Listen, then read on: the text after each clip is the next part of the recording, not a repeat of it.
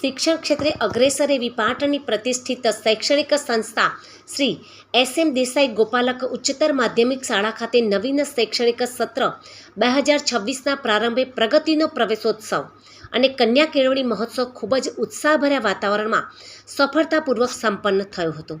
આ મહોત્સવમાં ધોરણ 9 અને ધોરણ 11માં નવો પ્રવેશ મેળવનાર વિદ્યાર્થીઓ અને વાલીઓ મોટી સંખ્યામાં ઉપસ્થિત રહ્યા હતા.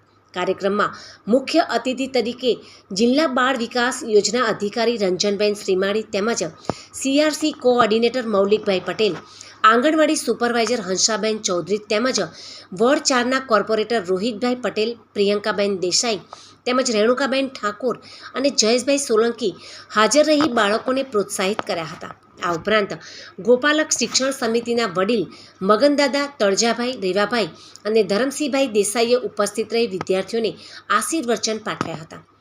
શાળાના ગતિશીલ આચાર્ય ગોવિંદભાઈ દેસાઈએ તમામ મહેમાનો અને વાલીઓનું સ્વાગત કરી સંસ્થાની શૈક્ષણિક સિદ્ધિઓની ઝાંખી કરાવી હતી.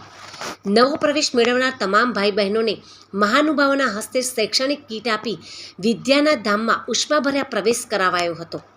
ગત વર્ષની બોર્ડ પરીક્ષામાં તેજસ્વી તારલાઓ, રમતગમત વિજેતાઓ અને સાંસ્કૃતિક પ્રવૃત્તિઓમાં ઉત્કૃષ્ટ પ્રદર્શન કરનાર વિદ્યાર્થીઓને ઇનામો આપી સન્માનિત કરાયા હતા.